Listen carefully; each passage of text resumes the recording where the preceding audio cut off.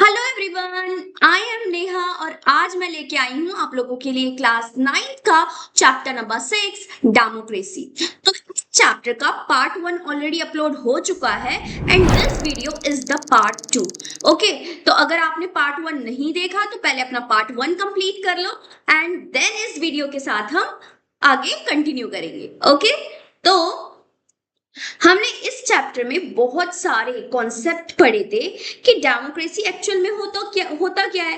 Democracy का मतलब होता है लोकतंत्र, ठीक है, जहां पे लोगों का शासन चल रहा हो, ठीक है। और उसके अंदर हमने देखा था इंडिया की पॉपुलेशन कितनी है, यहाँ पे सबसे ज्यादा जो है हमारे पास वोटिंग पार्टिसिपेशन है लोगों का, ठीक है। और 26 जनवरी को ही हमने अपना कॉन्स्टिट्यूशन एनफोर्स किया था, जबकि वो 26 नवंबर को बन चुका था। और कोई भी डिस्क्रिमिनेशन नहीं कर सकता हमारे साथ because of our fundamental rights, ठीक है, on the basis of religion, caste, sex and gender and the place of birth, right. उसके बाद हमने देखा था कि हमारे एंशियंट इंडिया से, अर्ली टाइम से भी ये चीज हमारी सोसाइटी में प्रेजेंट थी। जैसे कि पहले हमारे पास क्या था, सभा एंड समिति, बहुत सालों पहले जब हम आजाद हुआ करते थे, ना मुगल्स का राज था हम पे और ना ही अंग्रेजों का, ठीक है। उसके बाद ऋग्वेदा में भी इसका हमें काफी बार रेफरेंस देखने को मिला, ठीक है। बुद्धा सांघास, ठीक है, ये भी एक इंपॉर्टेंट कॉन्सेप्ट है। अगर पेपर में कभी भी आपसे एंशियंट इंडिया के बारे में पूछा जाए कि वो कैसे डेमोक्रेसी फॉलो कर रही है, तो एक तो आप ये वाला जो है पॉइंट देंगे, ठीक है, एकाया मात्र सुक्तम, और दूसरा Buddhism Sanga, plus one more point is here about सभा एंड समिति। तो इनके छोटे छोटे पॉइंट्स बना के आप कैसे भी लर्न कर सकते हैं, ठीक है। अगर एंशिएंट इंडिया में किस तरीके से democracy, collective thinking, collective decision making का क्वेश्चन आता है, ओके। साथ साथ हमने देखा कि किस तरह वह हमारा कॉन्स्टिट्यूशन बना, कितना समय लगा, 2 ईयर्स 11 मंथ 18 डेज का बना और वर्ल्ड का लॉन्गेस्ट कॉन्स्टिट्यूशन है, ठीक है। साथ साथ हमने देखा डेमोक्रेसी का प्रिंसिपल्स क्या होता है। सबसे पहले पॉपुलर सोवर्निटी, जहां पे जो है रूल करती है, अथॉरिटी रूल करती है, लेकिन उस अथॉरिटी को किसने चुना, लोगों ने चुना। हर सिटीजन के पास राइट टू वोट है और ये किसके अंदर आता है, हमारा यूनिवर्सल अडल्ट फ्रेंचाइजी के अंदर, ओके। उसके बाद हमने देखा रूल ऑफ लॉ क्या होता है, फंडामेंटल राइट्स, प्लस कौन से आर्टिकल्स कहां तक कवर होते हैं। टोटल 6 फंडामेंटल राइट्स हमारे को इस बुक में दिखाए गए हैं, ओके।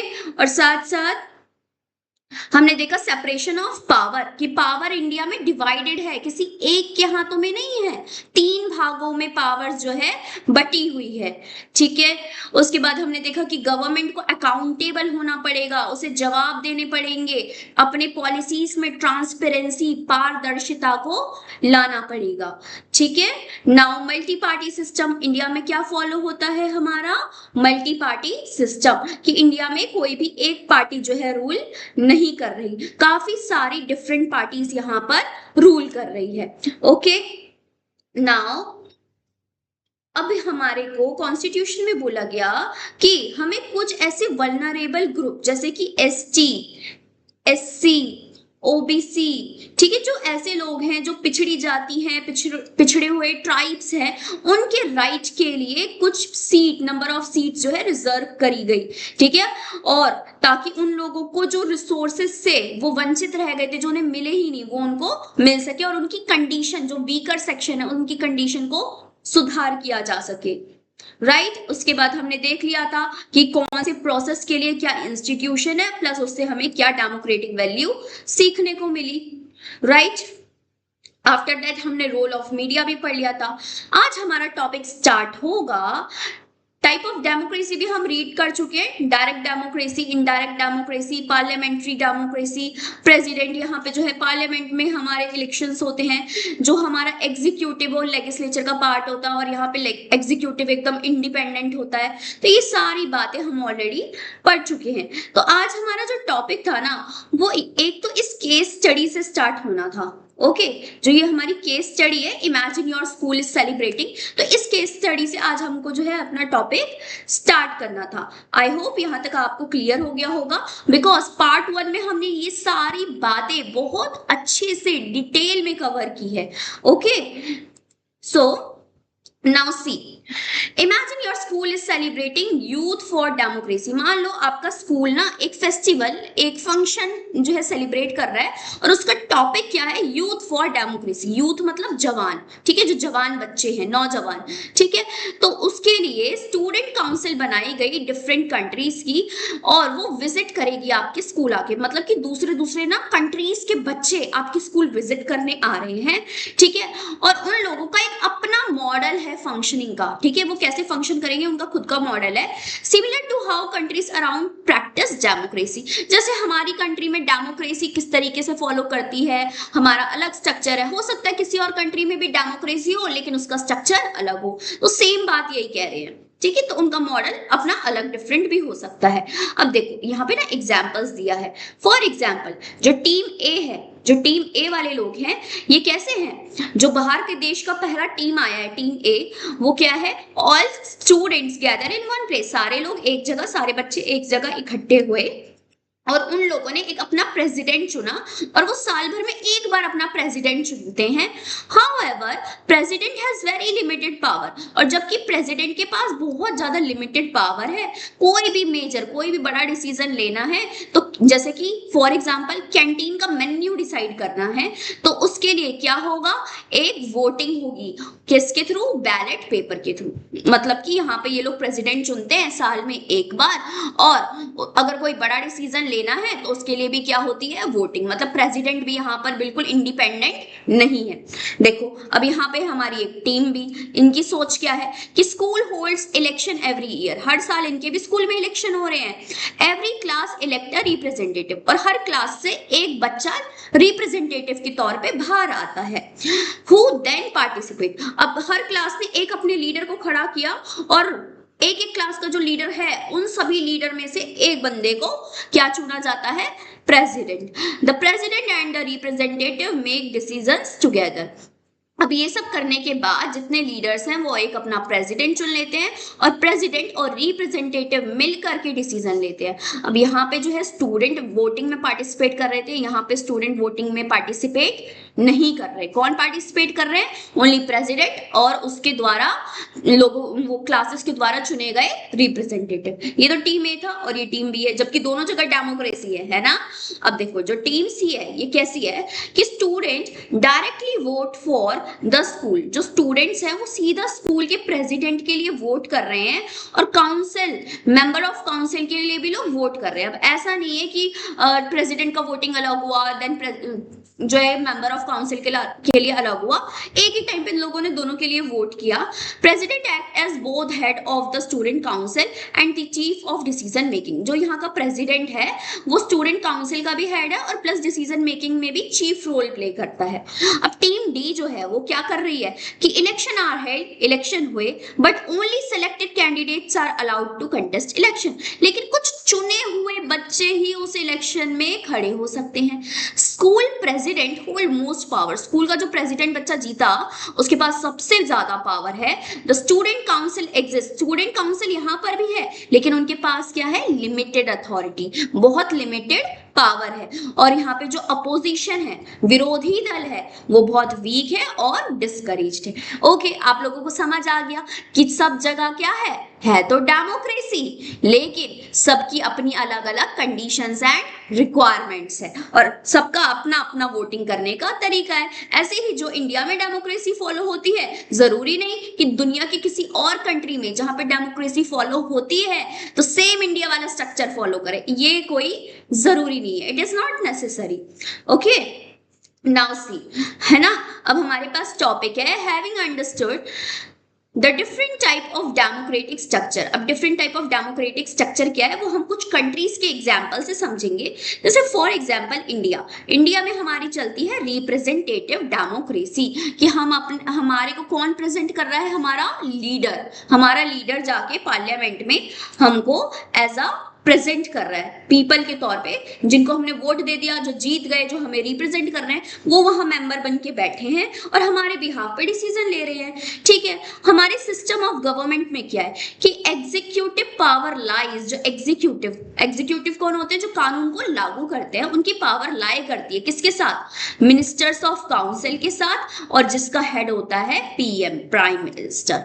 ठीक है, लेकिन प्राइम मिनिस्टर से भी ऊपर कौन होता है हमारे पास, प्रेसिडेंट। ठीक है, हेड ऑफ स्टेट, और उसके नीचे कौन होता है, prime minister, head of government. I hope यहां तक दोनों क्लियर हो गया हो। इंडिया के सिस्टम से तो हम बहुत अच्छे भली भांति नोन है। ठीक है, अब इंडिया में मल्टी पार्टी डेमोक्रेसी, एक सिंगल पार्टी नहीं है इंडिया में, बहुत सारी पार्टीज हैं। हमारा कॉन्स्टिट्यूशन रिटर्न है, लिखा हुआ कॉन्स्टिट्यूशन हमारे पास है, फंडामेंटल राइट्स और ड्यूटीज भी हमारे पास है। ठीक है, आई होप आपको यहां तक क्लियर हो गया होगा। प्लस इंडिया में हम क्या फॉलो करते हैं बेटा, फेडरलिज्म। फेडरलिज्म क्या होता है, देखो यहाँ पे की टर्म में दिया हुआ है, राइट। फेडरलिज्म एक ऐसा सिस्टम है, a system of government in which powers and responsibilities are shared between union and state. मतलब पावर को हमने डिवाइड कर दिया यूनियन और स्टेट के बीच में, जैसे कि कुछ पावर सेंटर के पास है और कुछ पावर स्टेट के पास है, इसलिए तो हमारी दो सरकार होती है, एक यूनियन और सेंट्रल गवर्नमेंट, और एक होती है हमारी स्टेट गवर्नमेंट। ठीक है, as expressed in union and state and concurrent list. अब इन्हीं के हिसाब से 3 लिस्ट भी बनाई गई कि यूनियन कौन से सब्जेक्ट्स पे डिसीजन ले सकता है, स्टेट जो है कौन से सब्जेक्ट्स पे डिसीजन ले सकता है, तो इनसे रिलेटेड पूरी लिस्ट बनी, union list, state list and concurrent list. Concurrent list वो होती है जो टॉपिक दोनों ही लिस्ट में नहीं आते, यूनियन लिस्ट में नहीं है और स्टेट लिस्ट में नहीं है, वो किस में आ जाते हैं, कंकरेंट लिस्ट में आ जाते हैं। और जो रेजिडुअल बची हुई पावर है वो किसके पास आ जाती है, यूनियन गवर्नमेंट। ठीक है, जो केंद्र सरकार होती है उसके पास आ जाती है। Now see Canada. ठीक है, जो ये कनाडा है यहाँ पे क्या फॉलो होता है, रिप्रेजेंटेटिव डेमोक्रेसी, जैसे इंडिया में फॉलो हो रहा है। लेकिन यहाँ पर जो एग्जीक्यूटिव लागू करने वाली पावर है, एग्जीक्यूटिव पावर है, पूरी प्राइम मिनिस्टर के पास है। यहाँ पे कोई भी काउंसिल ऑफ मिनिस्टर है ना, जो ऊपर हमारे पास काउंसिल ऑफ मिनिस्टर्स थे, वो यहाँ पर एब्सेंट है, वो यहाँ पर नहीं है। ऊपर थे ना हमारे पास इंडिया के अंदर काउंसिल ऑफ मिनिस्टर्स, वो कनाडा में नहीं है। अब यहाँ पर प्रेसिडेंट और प्राइम मिनिस्टर थे हमारे पास इंडिया में, लेकिन कनाडा में क्या होते हैं, गवर्नर जनरल, और ये कैसे अपॉइंट किए जाते हैं, मोनार्क के द्वारा, और वो क्या कहलाते हैं, हेड ऑफ द स्टेट, और वो किसकी एडवाइस पे काम करते हैं, प्राइम मिनिस्टर की एडवाइस पे काम करते हैं। आई होप यहाँ तक क्लियर हो गया होगा। और यहाँ पे भी मल्टी पार्टी सिस्टम फॉलो होता है, लेकिन फेडरलिज्म नहीं है, सरकार 2 भाग में नहीं बटी हुई। ठीक है, now C United kingdom.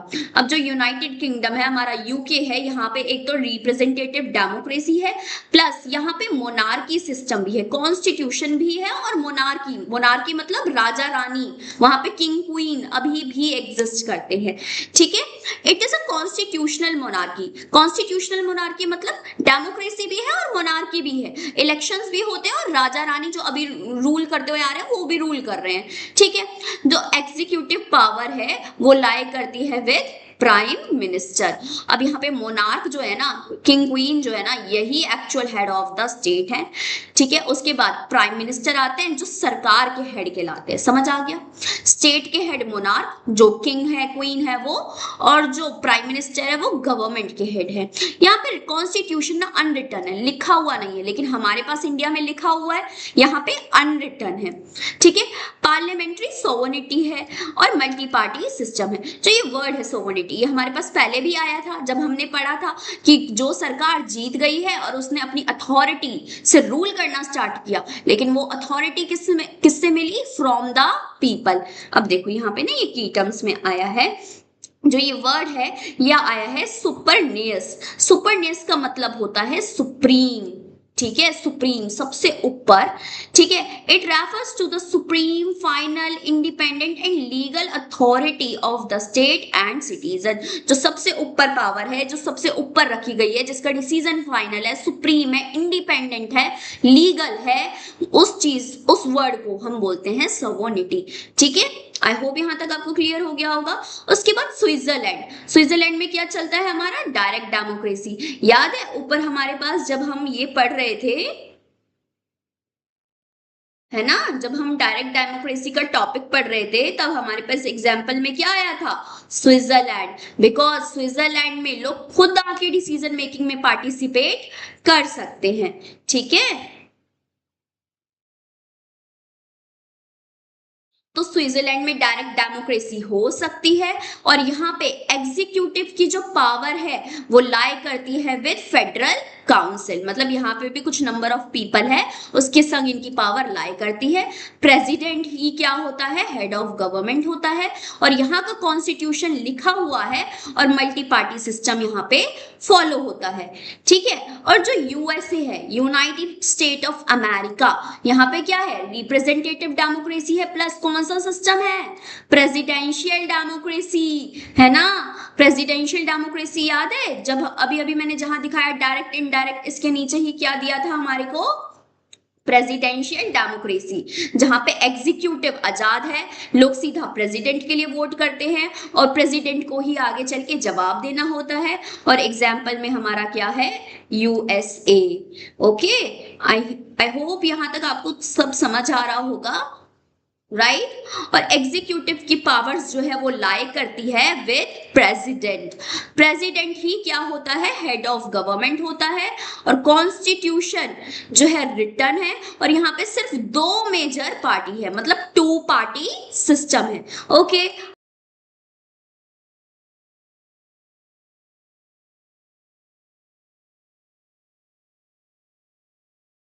So now our topic is democracy in practice. Democracy को कैसे प्रैक्टिस किया जाता है इंडिया के अंदर, इंडियाज लिविंग डेमोक्रेसी, जो जीवित डेमोक्रेसी है।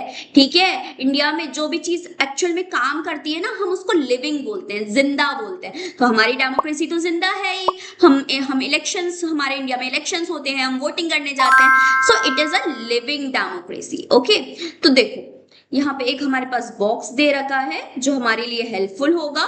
India is the world's largest democracy, India जो है वर्ल्ड की सबसे लार्जेस्ट डेमोक्रेसी है। मोर पीपल वोट, बहुत सारे लोग यहाँ पे वोट देते हैं इंडियन इलेक्शन में। टोटल पॉपुलेशन, ठीक है, जितनी भी हमारी टोटल पॉपुलेशन है उसके जो हिसाब से सबसे ज्यादा लोग यहाँ पे वोट देने आते हैं। 2024 में इंडिया में 96.8 करोड़ लोगों ने रजिस्टर किया था एज अ वोटर, कि वो वोटर है। तो देखो, पहली बात, इंडिया में सबसे ज्यादा ह्यूज रिप्रेजेंटेशन है, जितने ज्यादा लोग, ठीक है, तो उतनी ज्यादा वोटिंग, ठीक है, उतने ज्यादा एरियाज में वोटिंग, ठीक है, तो उससे लीडर चुन के बाहर आते हैं। ऑन एवरेज, अगर एवरेज भी देखें तो member of parliament represent about 25 lakh people. जो एमपी हैं, ठीक है, वो करीबन 25 लाख लोगों को रिप्रेजेंट कर रहे थे 2019 में। तो ये दिखाता है, ये शो करता है कि हमारा स्केल कितना बड़ा है डेमोक्रेटिक रिप्रेजेंटेशन का इंडिया के अंदर है। उसके अंदर ना काफी सारी हमारी क्या है, लैंग्वेजेस है, मैनी लैंग्वेजेस हैं, लेकिन इलेक्शन एक ही होता है। इलेक्शन इन इंडिया, इंडिया में जो इलेक्शंस कराए जाते हैं और कंडक्ट किए जाते हैं, करीबन 22 स्केड्यूल लैंग्वेजेस, जो हमारे 22 स्केड्यूल लैंग्वेजेस हैं, ठीक है, उनमें ये इलेक्शंस कराए जाते हैं along with several other languages. इसके अलावा भी कुछ भाषाएं हैं, उसमें भी इलेक्शंस कंडक्ट किए जाते हैं। हर इलेक्शन में सिंबल्स मिलते हैं, सिंबल्स मिलते हैं ना, जैसे कांग्रेस का पंजा है, बीजेपी का लोटस है ना, ऐसे सिंबल्स दिए जाते हैं, are used so that every citizen include those who cannot read can vote independently। अब जिन लोगों को लैंग्वेज पढ़ना नहीं आता, हिंदी इंग्लिश नहीं आती या फिर दूसरी भाषा भी नहीं आती, तो वो चिन्ह देख के, एक पिक्चर देख के समझ जाते हैं कि वो कौन से पार्टी का चिन्ह है और वो वोट दे सकते हैं, आजादी से इंडिपेंडेंटली वोट दे सकते हैं। Over 1 million polling station, 1 million से भी ज्यादा पोलिंग स्टेशन जो है बनाए गए। More than 1 million polling station including those in remote area। अब देखो बहुत सारे 1 मिलियन तक पोलिंग स्टेशन, वोटिंग स्टेशंस बनाए गए, जिसमें रिमोट एरियाज के अंदर जाकर भी वहां पे बनाया गया, चाहे वो माउंटेन्स है, फॉरेस्ट है, डिजर्ट है, आइलैंड्स है, सब जगह इनको सेटअप किया गया पोलिंग स्टेशंस को। इन सम केसेस, कुछ केसेस में पोलिंग स्टेशन स्पेशली क्रिएट भी किए गए फॉर सिंगल वोटर, अगर एक भी वोटर है ना उसके लिए भी पोलिंग स्टेशंस क्रिएट किए गए। अब देखो हमारे इंडिया में थाउजेंड्स ऑफ पॉलिटिकल पार्टी है, बहुत सारी पॉलिटिकल पार्टी है। कुछ पार्टी तो नेशनल लेवल पे है, कुछ स्टेट लेवल की पार्टी है, कुछ जो है कैसी पार्टी है हमारी लोकल लेवल की, ठीक है, जो लोकल लेवल पे भी बहुत सारी पार्टीज क्रिएट होती है। तो India has over 2800 registered political party, ठीक है, 2800 पॉलिटिकल पार्टी इंडिया में है प्रेजेंट। ये दिखाता है कि इंडिया कितना सोशल और रीजनली डाइवर्स कंट्री है, जो हर इंसान को अपने व्यू पॉइंट को रखने का मौका देता है, प्लस कंपीट, ठीक है, कंपटीशन में, पॉलिटिक्स में पार्टिसिपेट करने का भी कंप्लीट राइट देता है। देखो अब यहाँ पे हमारे पास 2 इमेजेस लगा रखी है, ठीक है, मतलब वोटिंग के टाइम की। Based on given facts and figure, image strengthen the Indian democracy. Just ये शोकेस किया गया है इसी टॉपिक को। India's democracy stands for its scale, depth and inclusiveness। जो इंडिया की डेमोक्रेसी है ये खड़ी इसी बात पे है कि इंडिया एक तो बहुत बड़े स्केल पर है। हमारे इंडिया में इलेक्शन कराना बहुत बड़ी जिम्मेदारी, बहुत बड़े लेवल पे इलेक्शन कराना पड़ता है, बहुत डेप्थ में ध्यान रखना पड़ता है। छोटे छोटे छोटे गांव तक में भी पोलिंग बूथ्स होते हैं, वहां पे भी प्रॉपर अरेंजमेंट्स होते हैं, और लोग यहाँ पे इंक्लूसिव हैं, और उस इलेक्शन में लोग पार्टिसिपेट करने भी आते हैं, वोटिंग देने भी आते हैं। With nearly 100 crore of voter, 100 crore of voters हैं जो रिप्रेजेंट करते हैं unparalleled exercise in public participation. ठीक है, अब यहाँ पे लोग अपना पार्टिसिपेशन शो करके रिप्रेजेंटेशन देते हैं, उन लोगों को जिताते हैं जिनमें उनका इंटरेस्ट होता है। दिस वास्ट इलेक्टोरेट रिफ्लेक्ट, जो इतना बड़ा इलेक्टोरेट हम क्रिएट करते हैं, इलेक्टोरल लिस्ट आती है जो इतनी बड़ी है, वास्ट है, वो दिखाती है not only size of population, ये नहीं दिखाती कि हमारा साइज कितना है कंट्री का, ठीक है, साइज बड़ा है तो उस हिसाब से पॉपुलेशन ज्यादा है, ठीक है, बट ये भी दिखाती है कि extensive reach of its democratic institution, कि उनका जो कंट्री है, इंडिया है, वो कहां कहां तक पहुंचा हुआ है, कितना एक्सटेंसिव है, कितना फैला हुआ है, कितनी दूर दूर तक, दूर दराज के इलाकों तक उसकी पहुंच है। द एबिलिटी टू कंडक्ट, और जो ये क्षमता है रेगुलर इलेक्शन कंडक्ट कराने की नेशन वाइड, पूरे नेशन में, पूरे राष्ट्र में, ठीक है, for such large and diverse population, जहां पे इतनी बड़ी पॉपुलेशन है और डाइवर्स है, भिन्न भिन्न प्रकार के लोग रहते हैं, ठीक है, वो दिखाता है, हाईलाइट करता है कि कैसे इंस्टीट्यूशन हमारा स्ट्रेंथन होगा और organisational capacity of Indian democracy. Now see What make India truly living, कि कौन बनाता है इंडियन डेमोक्रेसी को लिविंग, जिंदा कौन बनाता है? तो देखो it's diversity and the citizen. एक तो इंडिया ना इतना बड़ा कंट्री है जहां पे हमारे इतने सारे स्टेट्स हैं, और स्टेट्स भी लैंग्वेजेस पे डिवाइडेड है, और कल्चर पे डिवाइडेड है, ज्योग्राफिकल डिवीजन पे डिवाइडेड है, ठीक है, डाइवर्सिटी बहुत ज्यादा है। और दूसरा यहाँ के लोग डाइवर्स तो है ही, भिन्न भिन्न प्रांत के हैं, भिन्न भिन्न जाति के हैं, धर्म के हैं, लेकिन स्टिल दे पार्टिसिपेट यूनाइटेडली, ठीक है। एक्टिव एंगेजमेंट, सब लोग अपना एक्टिव एंगेजमेंट दिखाते हैं इलेक्टोरल प्रोसेस, जब भी इलेक्शन होता है। The Indian electorate include people, जो इंडिया का इलेक्टोरेट सिस्टम है वो लोगों को इंक्लूड करता है फ्रॉम वारिड, चाहे वो उनकी अलग अलग भाषाएं हो, रिलीजन हो, चाहे सोशियो इकोनॉमिक बैकग्राउंड कुछ भी हो, सबको वो इंक्लूड करता है। All participating with a single democratic framework, सब लोग एक ही फ्रेमवर्क से आके इसके अंदर पार्टिसिपेट करते हैं। Hence election become a collective national exercise, जो इलेक्शन है वो हमारे नेशनल एक्सरसाइज है, पूरे राष्ट्र भर में किया जाता है, इन विच वॉइस फ्रॉम डिफरेंट रीजन, जो अलग अलग जगहों के, अलग अलग प्रांतों की जो आवाजें हैं वो इस इलेक्शन में दिखाई देती है, बिकॉज अलग अलग जगहों से पार्टीज खड़ी होती हैं, कम्युनिटीज के लीडर खड़े होते हैं, तो वो रिप्रेजेंट करते हैं उनके इंटरेस्ट को, are expressed through the ballot box, लोग इसको किससे दिखा सकते हैं? अपने बैलेट से, अपने वोटिंग से। दिस कंटिन्यूअस, ये जो कंटिन्यूअस और वाइड स्प्रेड पब्लिक पार्टिसिपेशन है, ये दिखाता है कि India's position as the world largest democracy, India सच में दुनिया का सबसे बड़ा डेमोक्रेसी है। Not merely in terms of number, सिर्फ नंबर के प्रोसेस से ही नहीं, सिर्फ पॉपुलेशन के मतलब से ही नहीं, but the sustained involvement of its people, कि लोग सच में यहाँ पे इन्वॉल्व होते हैं और अपने गवर्नमेंट को चुनने के लिए बहुत सारे एफर्ट्स करते हैं, जो आगे चल के उनकी पब्लिक लाइफ को शेप करेगा। Okay, one of the most widely recognised feature of democracy is the conduct of periodic election. जो एक बहुत अच्छा फीचर है डेमोक्रेसी का, क्या कि यहाँ पे time to time periodically elections को कंडक्ट किया जाता है, which enable people to choose their representative, जो लोगों को enable करता है अपना लीडर, अपना रिप्रेजेंटेटिव चूज करने में।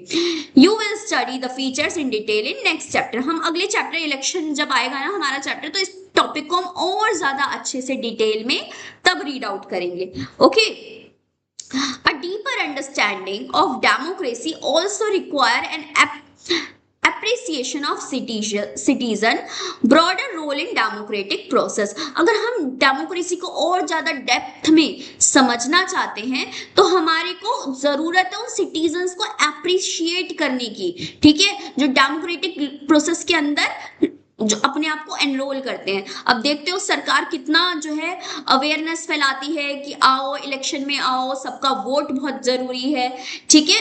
पार्टिसिपेटरी डेमोक्रेसी है हमारी, सिटीजन्स यहाँ पे आके पार्टिसिपेट करते हैं, अपना इन्वॉल्वमेंट दिखाते हैं, सिर्फ इलेक्शन के थ्रू नहीं बल्कि active engagement in shaping public policy and governance. Voting देने के बाद भी लोग अपना एंगेजमेंट दिखाते हैं। देखा है कि हमारे हम इंडियंस कितना इंटरेस्ट लेते हैं पॉलिटिक्स में, क्या चल रहा है, कौन सी पार्टी ने कौन सी पॉलिसीज बनाई है ना, तो हर चीज में हम इंटरेस्ट लेते हैं, और कुछ हमें गलत लिखता है तो हम उसके खिलाफ आवाज भी उठाते हैं। सच पार्टिसिपेशन, ऐसे participation take place through mechanism such as local council, public consultation and community driven initiatives। अब यहाँ पर जो हमारे प्रोसेस है, मैकेनिज्म है कि हम किस तरीके से अपनी बात को रख सकते हैं, वो हम लोकल काउंसिल में रख सकते हैं, पब्लिक कंसल्टेशंस के थ्रू रख सकते हैं, या फिर जो कम्युनिटी ड्रिवन इनिशिएटिव्स है उसमें भी अपनी बात को रख सकते हैं, ठीक है।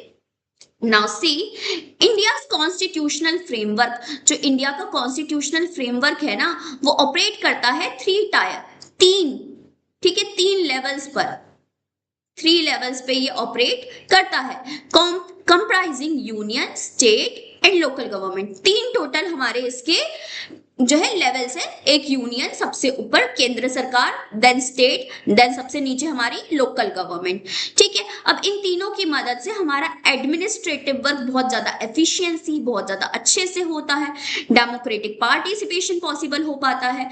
यू हैव लर्नड अबाउट, अब ये सारी बातें ना हमने 6 vision to protect tribal heritage, और जो हमारा कॉन्स्टिट्यूशन है ना वो हमारे को प्रोविजन प्रोवाइड करता है कि हम ट्राइबल हेरिटेज को भी बचाएं। In specific north eastern region, जो इंडिया का नॉर्थ ईस्टर्न पार्ट है ना, वहां पर ऑटोनोमियस डिस्ट्रिक्ट काउंसिल है, ADC है, उसे एस्टैब्लिश किया गया, स्पेशली इस चीज को एस्टैब्लिश किया गया वहां पर, granting legislative and judicial authority, legislative और जुडिशियल अथॉरिटी को ग्रांट किया गया कि वहां की जो ट्राइबल है, ट्राइबल कस्टम्स है, उनके रीति रिवाज है, उनको प्रिजर्व करके बचाया जा सके। जितने ज्यादा बाहरी लोगों का इन्वॉल्वमेंट होता है उतना ज्यादा जो है ट्राइबल कल्चर खत्म होते चले जाएगा, इसलिए उसे बचाने के लिए पहल की गई। कॉम्प्लीमेंटिंग दिस, और इसके साथ साथ क्या बना, PESA एक्ट। PESA एक्ट क्या है हमारा, panchayat extension to scheduled area, panchayat का और ज्यादा एक्सटेंशन, पंचायत जो प्रॉपर पहले गांव तक लिमिटेड था अब उसे शेड्यूल एरिया, ठीक है, जो पिछड़ा हुआ इलाका है वहां तक भी उस पंचायत को पहुंचाया गया। 1996 applies to tribal area in other states, अब ट्राइबल एरिया में भी इसे लाया गया, दूसरे राज्यों में भी, यानी कि नॉर्थ ईस्ट में भी, उसके अलावा भी अदर स्टेट्स में आया, जिसने ग्राम सभा को और ज्यादा एम्पावर किया, पावरफुल बनाया, और प्राइमरी डिसीजन मेकिंग, जो सबसे छोटे लेवल पे डिसीजन मेकिंग होती है, उस प्रोसेस को और ज्यादा इंप्रूव किया, उसे और ज्यादा स्ट्रेंथन किया बाय बैलेंसिंग। अब इन तीनों लेवल में ना प्रॉपर बैलेंसिंग है, ठीक है। These level of authority constitution of India, अब इंडिया का जो कॉन्स्टिट्यूशन है वो प्रोवाइड करता है एक यूनिफाइड नेशनल फ्रेमवर्क, एक साथ एकजुट फ्रेमवर्क प्रोवाइड करता है। जैसे कि हमने बांट भले ही दिया यूनियन स्टेट और लोकल में, लेकिन है क्या, पूरे इंडिया को एक साथ जोड़ रहा है, यूनिफाइड है, यूनिफाइड नेशनल फ्रेमवर्क जो स्ट्रेंथ देता है diverse tradition of every community, जो अलग अलग प्रकार की कम्युनिटीज हैं उन सबके ट्रेडिशन को, कल्चर को रिप्रेजेंट करता है और उन्हें मजबूती प्रदान करता है। अब यहाँ पे देखो एक ना केस स्टडी है हमारे पास, okay. Democracy at grass root level, grass root level मतलब सबसे निचला, ठीक है। सबसे जो निचला का मतलब ये मत समझना, सबसे लोअर पे कौन सा आया हमारा, लोकल लेवल। लोकल लेवल में भी कौन सा, पंचायती राज, ठीक है। तो अक्रॉस इंडिया, इंडिया भर में सेवरल विलेजेस, बहुत सारे विलेजेस है जहां पर डेमोक्रेसी फंक्शन करती है। बियॉन्ड इलेक्शन, इलेक्शन के अलावा भी, मैंने बताया ना ये नहीं कि वोटिंग दिया और काम खत्म, नहीं, इलेक्शन के अलावा भी लोग एक्टिव पार्टिसिपेशन दिखाते हैं लोकल सेल्फ गवर्नमेंट के अंदर।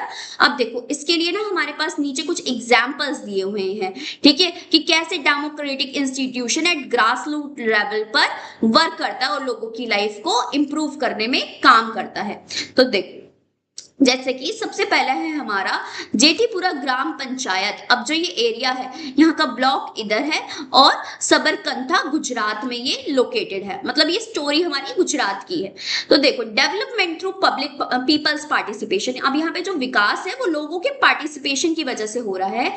जेठीपुरा ग्राम पंचायत ऑफ गुजरात, जो ये ग्राम पंचायत है जेठीपुरा जो गुजरात का है, वो अवॉर्डेड, इसे अवार्ड मिला है नानाजी देशमुख राष्ट्रीय गौरव ग्राम सभा पुरस्कार। अब देखो ये जो इसको अवार्ड मिला, इसको प्राइज मिला, वो क्यों मिला, 2019 में मिला है और इसके एग्जाम्पलरी एक उदाहरण दूसरों के लिए उदाहरण बनने के लिए इसकी ऐसी परफॉर्मेंस थी जो दूसरों के लिए उदाहरण साबित हुई, इसलिए इसे पुरस्कार मिला। अब इन लोगों ने करा क्या था, it is not only ensured effective conduct of gram sabha, ऐसा नहीं है कि बहुत इफेक्टिवली ग्राम सभा ही ये सिर्फ कंडक्ट कर रहे थे, बट साथ साथ प्रॉपर मेंटेन कर रहे थे सारे रिकॉर्ड्स को, but also went a step ahead, एक स्टेप और आगे बढ़ के इन लोगों ने क्या बनाई, एक स्पेशल ग्राम सभा। ग्राम सभा सब जगह होती है लेकिन इन्होंने क्या बना दी, स्पेशल ग्राम सभा।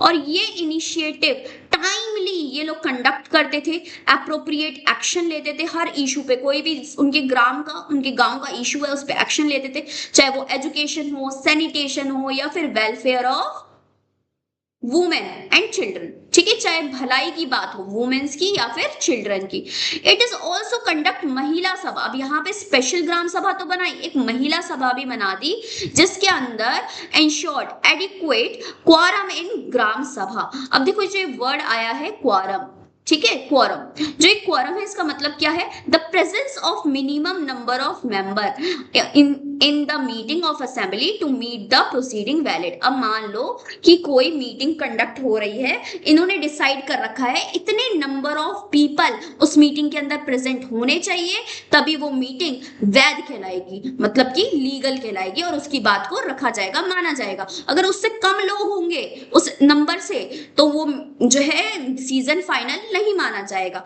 और यहाँ पर एक्टिव पार्टिसिपेशन हो रहा है। मार्जिनलाइज सेक्शन, जो पिछड़ी हुई जाति है, पिछड़े हुए कुछ वर्ग है, वो भी यहाँ पे सामने आ रहे हैं, जैसे कि शेड्यूल कास्ट, शेड्यूल ट्राइब और वुमेन्स। पहले बेटा वुमेन्स को भी अच्छी रिप्रेजेंटेशन नहीं मिलती थी, बट यहाँ पे वुमेन्स भी पार्टिसिपेट कर रही हैं। आपको फर्स्ट केस क्लियर हो गया होगा। Now see this is the second case.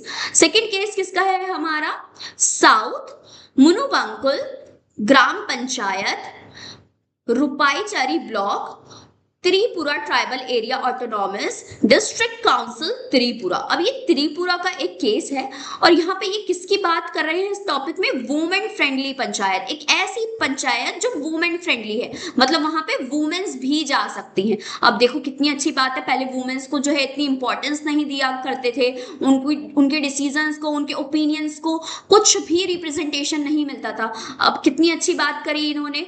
The south Munubankal gram panchayat in Tripura function as active local government, ये जो है एक्टिव लोकल गवर्नमेंट की तरह काम करता था यहाँ का पंचायत, और लोगों की लाइफ इंप्रूव करने के लिए, स्पेशली दोज ऑफ वुमेन, खासकर किस पे ध्यान देता था, वुमेन्स की लाइफ को इंप्रूव करने के लिए। इट प्रमोट वुमेन पार्टिसिपेशन, वो लोग प्रमोट करते थे कि ज्यादा से ज्यादा वुमेन्स उनकी पंचायत में आए और डिसीजन मेकिंग में, ठीक है, कोई भी डिसीजन लेना है उसको बनाने में, उसको फाइनल करने में वुमेन्स भी अपना रोल निभाए। प्रोवाइड फैसिलिटी, वो फैसिलिटी प्रोवाइड करते थे हेल्थ से रिलेटेड, सैनिटेशन से रिलेटेड और लिवलीहुड, आमतौर की उनकी जो लाइफ है उसको इंप्रूव करने के लिए। पंचायत ऑर्गेनाइज कम्युनिटी प्रोग्राम्स भी ऑर्गेनाइज करते थे। सेल्फ हेल्प ग्रुप बनाते थे, ठीक है। सेल्फ हेल्प ग्रुप क्या होता है, जैसे कि हम एक ऐसा ग्रुप जो पैसे से संबंधी, ठीक है, चीजों में आपस में एक दूसरे की हेल्प करता है। पहले ना ऐसा वुमेन्स किया करती थी। Okay, now see, ensure the effective implementation के लिए ये इस पर ध्यान दे रहा है। साथ साथ schemes for the village department, village के लिए काफी सारी स्कीम्स बना रहा है। वर्क कर रहा है किसके लिए, क्लीनलीनेस, एजुकेशन, सेल्फ अवेयरनेस के ऊपर ध्यान दे रहा है, सोशल अवेयरनेस के ऊपर ध्यान दे रहा है, और स्ट्रांगली फोकस कर रहा है वुमेन्स की भलाई में, वुमेन्स के वेलफेयर के बारे में और उनका डेवलपमेंट के बारे में। इसलिए ये क्या कहलाया, वुमेन फ्रेंडली पंचायत। और यहाँ पर नेशनल लेवल पे ये पंचायत जो है हाईलाइट हुई मिनिस्ट्री ऑफ पंचायती राज में, ठीक है। तो ये हमने केसेस पढ़ लिए जिससे पता चलता है कि डेमोक्रेसी ऑफ इंडिया सिर्फ लिमिटेड नहीं है वोटिंग तक, बल्कि ग्रास रूट लेवल पे भी बहुत अच्छा काम करती है। अब देखो यहाँ पे एक की टर्म है हमारा क्या, cooperative group formed by people, ऐसे ग्रुप जो लोगों द्वारा बनाए गए हैं जो एक साथ काम करते हैं और जिनका एक ही इंटरेस्ट है, कॉमन बेनिफिट के लिए काम करते हैं, और यहाँ के लोग जो भी बेनिफिट होता है उसे आपस में शेयर करते हैं और रिस्पॉन्सिबिलिटी भी आपस में इक्वली डिवाइड कर लेते हैं, ठीक है। एक डेमोक्रेसी ऐसा सिस्टम है जिसमें पार्टिसिपेशन को प्रमोट करते हैं, फेयरनेस को प्रमोट करते हैं, और कॉन्ट्रैक्शन ऑफ पावर, जो पावर एक जगह इकट्ठा हो जाती है, इस चीज को लिमिट कर दिया, इस चीज को हमने कम कर दिया और पावर को हमने डिवाइड करने पे फोकस किया। रिजॉल्व डिसएग्रीमेंट, जितने भी प्रॉब्लम्स होते हैं उसे शांतिपूर्वक, पीसफुली हम उसको रिजॉल्व करते हैं। Democracy is however not limited, democracy सिर्फ लिमिटेड नहीं है फॉर्मल इंस्टीट्यूशन तक गवर्नमेंट की, बल्कि जो स्पिरिट ऑफ डेमोक्रेसी है वो हमारी लाइफ में, एवरीडे लाइफ में भी दिखाई देती है। जैसे कि सिविल सोसाइटी, याद है ऊपर हमारा की टर्म आया था, नहीं याद तो फटाफट से उसको रीड आउट करके आओ। Social, religious and community institutions है, कोऑपरेटिव बनाते हैं, ट्रेड यूनियन बनाते हैं और सब जगह डिसीजन मेकिंग लेते हैं, ठीक है, कलेक्टिव डिसीजन मेकिंग करते हैं हम। Now see, women and the right to vote, women's और उनके वोट का अधिकार। अब देखो इंडिया ने इतनी बड़ी कंट्री है, नंबर ऑफ कंट्रीज है वर्ल्ड के अंदर, वुमेन्स हमेशा स्ट्रगल करती हैं, was a long and difficult struggle to secure the right to vote. अब वुमेन्स को बहुत लंबे समय तक इंतजार करना पड़ा अपने हक की लड़ाई के लिए कि उन्हें राइट टू वोट मिल जाए। ब्रिटेन के अंदर वुमेन को मिल गया full voting right in only in 1928 में ही मिल गया था। वाइल इन यूएसए के अंदर इन्हें कब मिला था, 1920 में मिला था। आफ्टर डिकेड्स, काफी सारे दशकों तक इन लोगों ने प्रोटेस्ट और मूवमेंट किया था वहां पर। दीज डेवलपमेंट, ये सारे डेवलपमेंट दिखाते हैं कि कितनी बार हमारी सोसाइटी ने जो है एफर्ट्स किए हैं, वुमेन्स ने एफर्ट्स किए हैं, फाइनली डेमोक्रेसी के आने के बाद उनको उनके राइट्स मिले हैं। अब देखो इन कॉन्ट्रास्ट, ये थोड़ी सी असमंजस की बात है कि इन इंडिया के अंदर वुमेन्स को राइट टू वोट मिला कब, जब हमारा देश आजाद हुआ और कॉन्स्टिट्यूशन इंडिया में लागू हुआ इन 1950। तो यूनिवर्सल एडल्ट फ्रेंचाइज के अकॉर्डिंग सभी लोग, ऑल सिटीजन और विद वुमेन्स, बिना किसी भेदभाव के, बिना किसी डिस्क्रिमिनेशन के, Indian womens did not have engage in prolong legal battle, मतलब कि बहुत लंबे समय तक वुमेन्स जो है पार्टिसिपेट नहीं कर सकती थी। उन्होंने भी काफी प्रोटेस्ट किया इस वोटिंग राइट को सिक्योर करने में। बेटा देखो वोटिंग राइट्स तो वुमेन्स को मिल गया, लेकिन स्टिल इंडिया में इतनी ज्यादा पेट्रियार्की थी कि वुमेन के राइट को कुछ भी समझा नहीं जाता था। Right to vote does not automatically ensure equal participation. अब ऐसा नहीं है राइट टू वोट मिल गया तो उनको इक्वल पार्टिसिपेशन का जो है प्रॉपर जो है राइट मिल गया, ऐसा नहीं था। स्टिल यहाँ पे काफी सारे उनको प्रॉब्लम्स फेस करने पड़े थे। सोशल प्रेजुडिसेस का मतलब है समाज नहीं चाहता था कि वुमेन्स वोट दे, पेट्रियार्की नहीं चाहती थी वुमेन्स वोट दे। हमारी कॉन्स्टिट्यूशन तो दे दिया, लेकिन हमारे समाज स्टिल वुमेन को वो राइट्स नहीं दे रहे थे। ठीक है, तो ये बहुत बड़ा बैरियर, मुसीबत थी वुमेन्स के लिए उनके इलेक्शन में पार्टिसिपेट करने के लिए। अब देखो, जो हमारा जो वुमेन का रिप्रेजेंटेशन है इन लोकल बॉडी में, वो कैसा है? वुमेन को और ज्यादा एम्पावर, शक्ति प्रोवाइड करने के लिए, एक्टिव पार्टिसिपेशन के लिए, कि वो डिसीजन मेकिंग में सामने आए और एक्टिवली पार्टिसिपेट करे।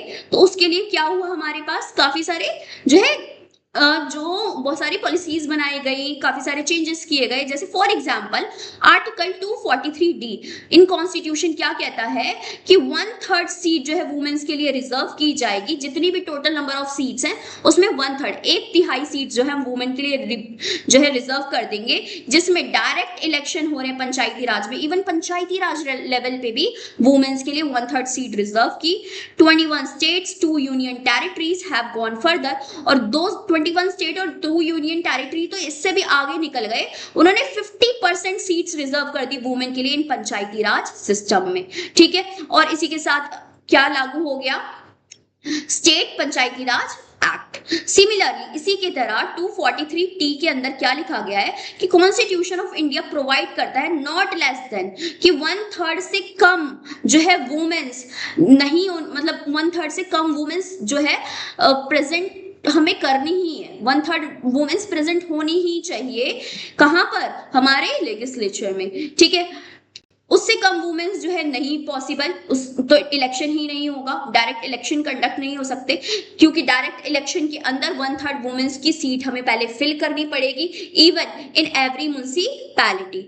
अबाउट 2023 में 17 स्टेट एंड 1 यूनियन टेरिटरी ने 50% सीट भी रिजर्व कर दी वुमेन्स के लिए इन अर्बन लोकल बॉडी में।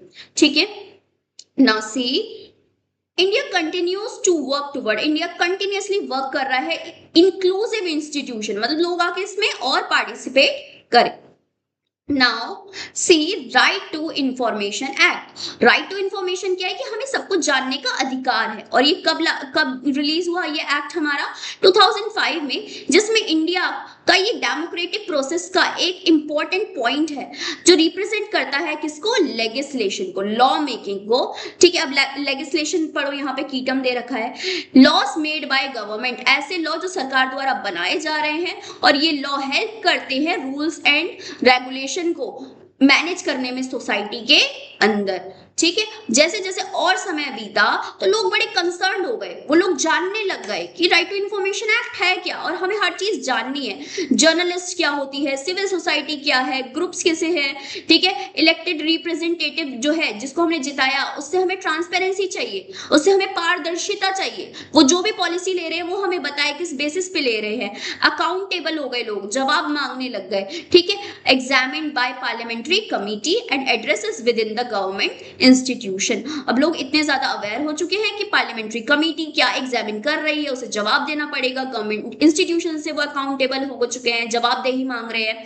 ये सारा डिस्कशन हाईलाइट करता है for a law that would enable citizen to access information. अब ये जो हमारा एक्ट है, राइट टू इंफॉर्मेशन एक्ट, इसके तहत लोग किसी भी चीज के बारे में जानकारी प्राप्त कर सकते हैं, held by public authority.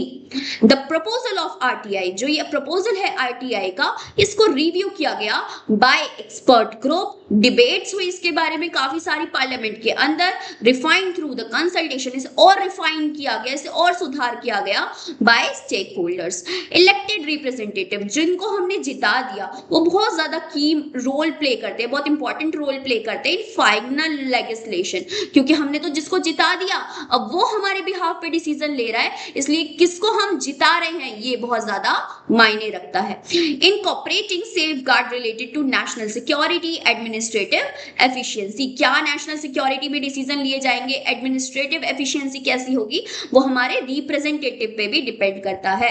After being पास, अब जब ये पार्लियामेंट में पास हो गया आरटीआई एक्ट और 2005 में लागू भी हो गया, तो ये एक्ट सभी सिटीजन को एम्पावर करता है, स्ट्रेंथ देता है कि वो कोई भी इंफॉर्मेशन को जान सकते हैं किसी भी गवर्नमेंट डिपार्टमेंट से, और उन स्ट्रेंथन करता है अकाउंटेबिलिटी को, कि लोग अब जवाबदेही भी मांग सकते हैं और इंडिया की डेमोक्रेटिक गवर्नमेंट को प्रमोट करता है। ओके, आई होप यहाँ तक आपको क्लियर हो गया होगा, right. Now see these example show, ये सारे एग्जाम्पल शो करते हैं कि कैसे सिविल सोसाइटी और कम्युनिटी इंस्टीट्यूशन ब्रिज है। ठीक है, सिविल सोसाइटी क्या, एक बीच की एक ऐसी सोसाइटी जहां पे हम जाके डिस्कशन कर रहे हैं, अपने टॉपिक्स पे डिबेट कर रहे हैं और सरकार के सामने वो चीज हाईलाइट हो रही है। यहाँ लोग हैं, बीच में सिविल सोसाइटी है, इधर गवर्नमेंट है, तो ये बीच का जो चीज है ना, सिविल सोसाइटी को हमारी बात को गवर्नमेंट तक पहुंचा रहा है। ठीक है, कम्युनिटी इंस्टीट्यूशन सरकार तक पहुंचा रहे, तो ये ब्रिज की तरह काम कर रहा है सिटीजन्स एंड स्टेट के बीच में। और साथ साथ पब्लिक इंटरेस्ट लिटिगेशन, ये याद है हमने पढ़ा था जब हम शायद 3 ऑर्गन्स ऑफ गवर्नमेंट पढ़ रहे थे कि पीपल के इंटरेस्ट के बारे में ज्यादा फोकस किया जाएगा। कम्युनिटी ऑर्गेनाइजेशन ये हेल्प करती है कि डेमोक्रेसी और ज्यादा इंक्लूसिव हो और रिस्पॉन्सिव बने। ओके, आई होप यहां तक आपको क्लियर हो गया होगा सब कुछ। Now see, we have studied earlier grades. हमने पहले की कुछ क्लासेस में पढ़ा है कि village is a unit of grass root. Grass root क्यों बोल रहे हैं बेटा, ग्रास क्या होता है, सबसे जमीन पे होता है ग्रास, और ग्रास की रूट्स और नीचे, तो सबसे छोटे लेवल की गवर्नमेंट वो होती है हमारी grass root democracy. Grass root democracy जो गांव के लेवल पे इलेक्शंस हो रहे हैं, जो पंचायती राज सिस्टम है, वो एम्पावर करता है लोकल कम्युनिटीज को कि वो भी डिसीजन मेकिंग में आके पार्टिसिपेट करें।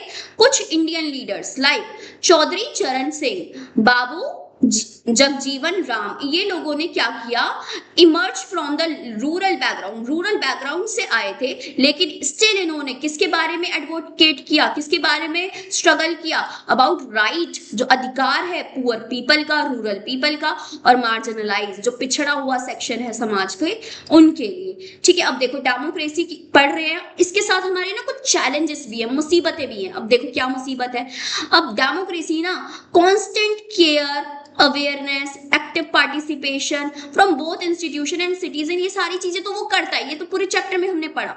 बट कॉन्स्टिट्यूशन गारंटी करता है हर सिटीजन को राइट टू ऑल सिटीजन, और बिना ये सोचे कि वो कौन सी धर्म का है, जात का है, ठीक है, हर इंसान को इक्वली ही राइट वो रिस्पॉन्सिबिलिटी देता भी है। In this sense democracy is not limited to election.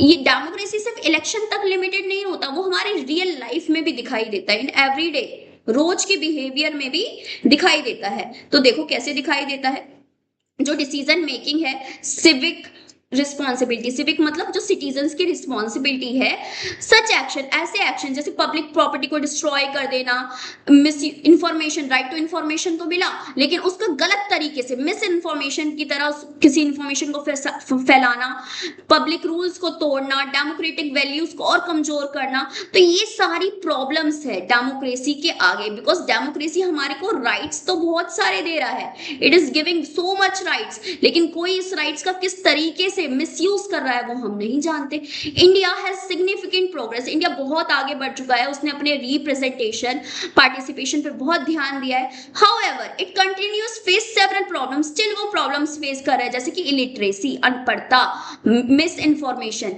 लोग गलत अफवाह फैला देते हैं, इनइक्वालिटी, ठीक है, स्टिल सोसाइटी में इनइक्वालिटी। इन रीसेंट टाइम, कुछ टाइम में आप देखोगे फेक न्यूज फैलने लगती है सोशल मीडिया के थ्रू, डिजिटल प्लेटफॉर्म के थ्रू, और लोग उस बात को सच भी मान लेते हैं और मेजर कंसर्न का इशू बन जाता है।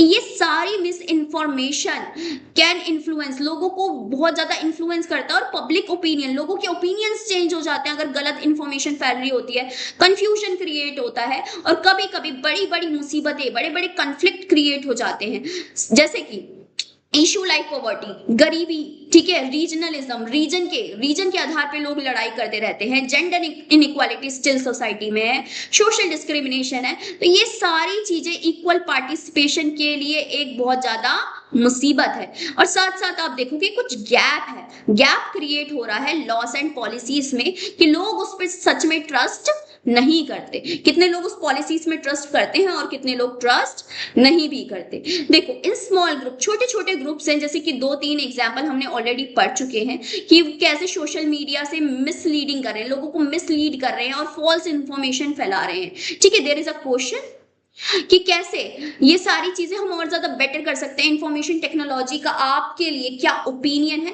ठीक है, ये आप आंसर करेंगे।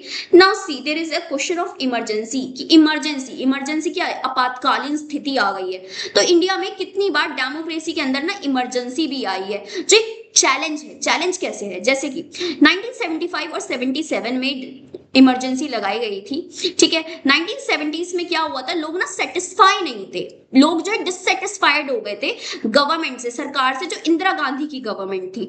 अब उस टाइम पे ना बहुत ज्यादा एम्प्लॉयमेंट हुआ, इन्फ्लेशन, सभी चीजों के दाम बढ़ गए, एलिगेशंस हुए, क्योंकि सरकार जो है ना वो मिस गवर्नेंस है, ठीक है। इसके लिए लोगों ने बड़े पैमाने पे प्रोटेस्ट करना स्टार्ट कर दिया।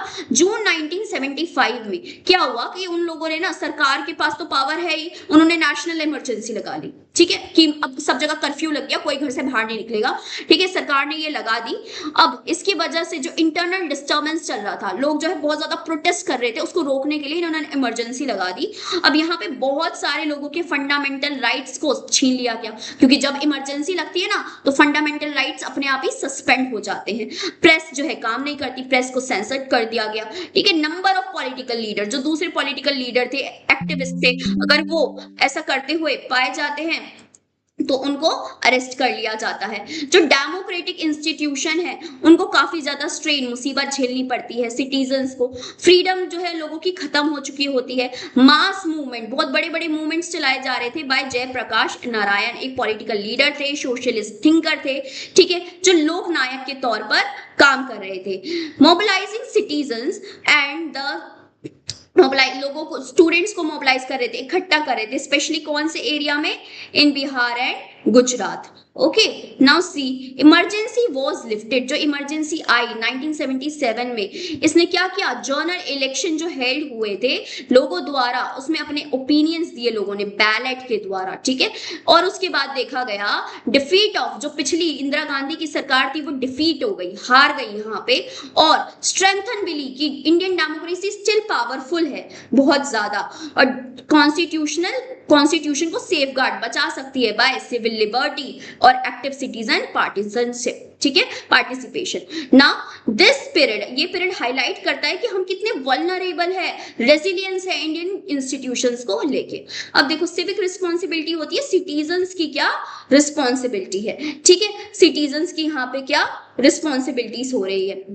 अब ये इंक्लूड करता है कि कैसे अदर रिस्पॉन्सिबिलिटी है, लाइक यूजिंग सोशल मीडिया को हम रिस्पॉन्सिबल तरीके से यूज करें, जो लॉस है और कानून बने हुए हैं उन सबको हम अप्रिशिएट करें, बिकॉज वो कंट्री की डाइवर्सिटी के लिए बनाए गए हैं, और एक्टिवली पार्टिसिपेट करें इंडिया को स्ट्रेंथन और यूनिटी के लिए। आई होप हर सिटीजन को उसके राइट्स पता है कि हमें हर चीज रिस्पॉन्सिबली काम करनी है और अपने नेशन के फेवर में काम करनी है। Okay, now C democracy and you. अब डेमोक्रेसी एंड आप, डेमोक्रेसी और आप लोग, क्या इनका रिलेशन है, हमें साफ साफ पता है, हम बहुत ज्यादा इंफॉर्मेशन है कि हमारी क्या रिस्पॉन्सिबिलिटीज है यंग सिटीजन होने के तौर पे। हम न्यूज़पेपर पढ़ते हैं, न्यूज चैनल्स देखते हैं, इंटरनेट पे काफी सारी न्यूज पढ़ते हैं, नेशनल लेवल की भी, इंटरनेशनल इवेंट्स क्या हो रही है, सब कुछ हम लोग ना बहुत ज्यादा जानने की कोशिश करते हैं, एक्सेस टू ऑथेंटिक इंफॉर्मेशन। लेकिन हमें किस पे ध्यान देना चाहिए, सही इंफॉर्मेशन जान लेना चाहिए, जो इंफॉर्मेशन है वो ऑथेंटिक है, ठीक है, जो हमें एनेबल करेगा हमारे ओपिनियंस को शेप करने में, चाहे वो पब्लिक इशू है और डेमोक्रेसी को समझने में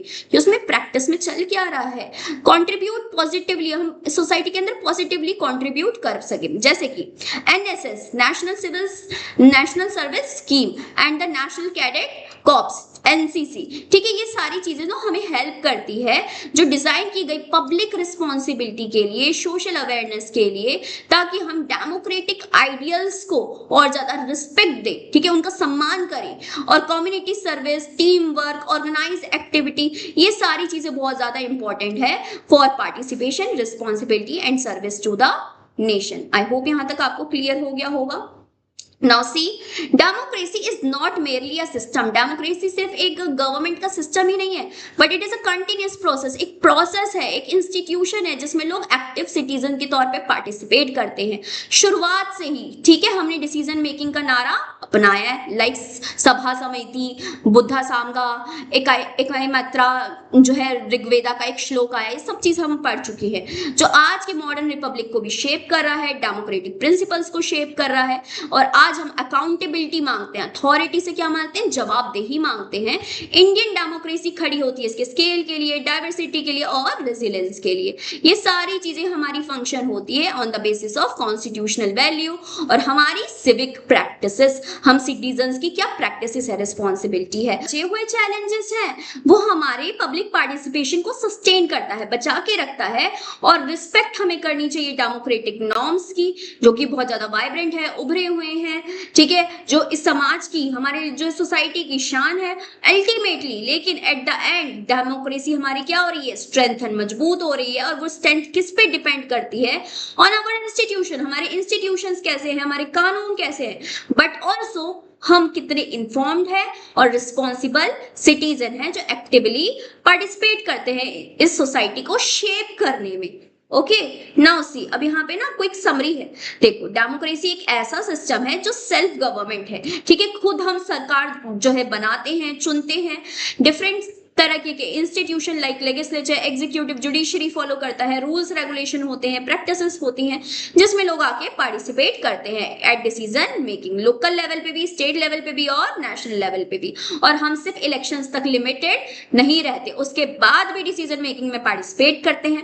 डेमोक्रेटिक प्रोसेस में काफी सारे प्रिंसिपल हमें गाइड करते हैं जिसमें equality, transparency, participation, inclusive, fairness, accountability, respect for diverse opinion, ये सारी बातें इंपॉर्टेंट है for a good democracy process. Democracy का आइडिया आज का नहीं है, इंडिया की बहुत ज्यादा डीप रूट्स है, जैसे कि सभा और समिति जो हमारे आयुर्वेदा में मेंशन किया गया है, जिसमें हम कंसल्टेशन पे काम करते थे, कलेक्टिव डिसीजन मेकिंग लेते थे, जैसे कि जिसमें आइडियाज और वैल्यूज को इंपॉर्टेंट दी जाती है, ठीक है, और लेटर बाद में इसी का ही और डेवलपमेंट हुआ पूरे वर्ल्ड में, और आज भी हम एक मॉडर्न डेमोक्रेटिक सिस्टम फॉलो कर रहे हैं। इंडियन डेमोक्रेसी इज बेस्ड, जो इंडिया की डेमोक्रेसी है वो बेस है कॉन्स्टिट्यूशन पे, जो लोगों को sovereignty, universal adult franchise, fundamental rights and duties, rights भी है, ड्यूटीज भी है, रूल ऑफ लॉ भी है, और हमने पावर को यहाँ पर सेपरेट भी कर रखा है, ठीक है।